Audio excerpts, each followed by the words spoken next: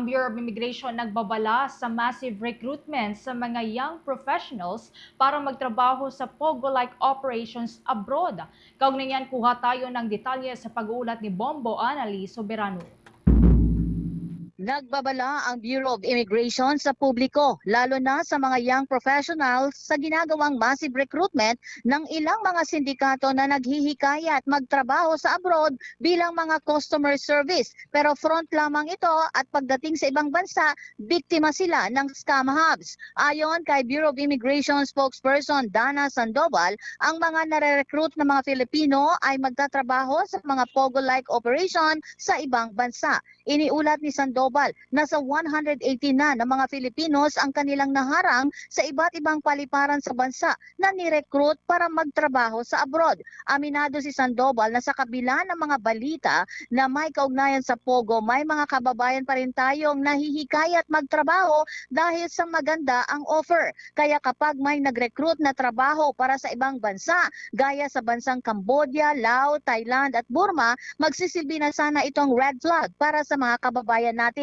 Kinumpirma naman ng BI at ng PAOK na maging ang mga BPO companies at call centers ay pinasok na rin ng mga recruiters. Kaya payo ng Bureau of Immigration at PAOK sa mga kababayan natin, mag-ingat at huwag magpaengganyo sa mga malalaking alok. Siniguro naman ng gobyerno na lalo pa nilang palalakasin ang pagtugis sa mga recruiters na ito nang sa gayon mapanagot ang mga ito sa batas. Sa katunayan, may nahuli na ang mga otoridad at sinampahan na ng kaso. Pakinggan natin ang pahayag ni Bureau of Immigration spokesperson Dana Sandoval.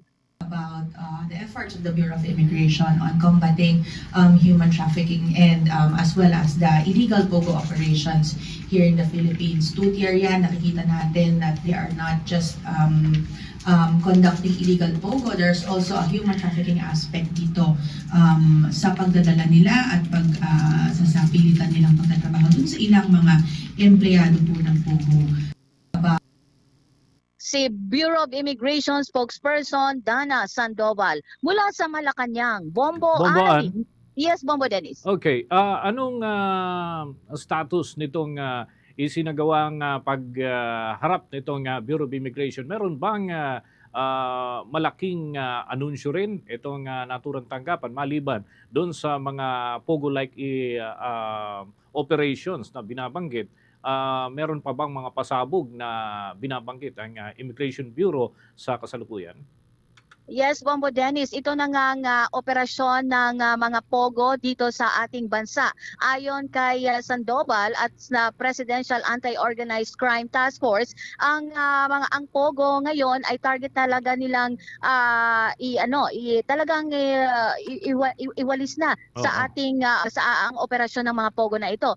Kaya nga ang pag-deport din sa mga ilang mga illegal aliens ay tuloy-tuloy na, Bombo Dennis, at ang iba ay nasa proseso na. So sa ngayon, nakatutok ang BI, ang Bureau of Immigration at ang PAOK sa iba pang mga operasyon dahil nagkasala sila ng mga operasyon, Bombo Dennis, no, kamakailan lamang dito sa Pasay City. Kaya nga ang sinasabi nila, pati ang mga ilang mga kumpanya, Bombo Dennis, no, lang mga kilala mga hotels dito sa ating sa Metro Manila at sa ibang bahagi ng bansa ay kanila na ring iniimbestigahan dahil may mga operasyon sa kanilang mga building na itong illegal na POGO. So ito din yung binabantayan ngayon ng mga otoridad dahil nga sa patuloy na pag-operate ng mga POGO.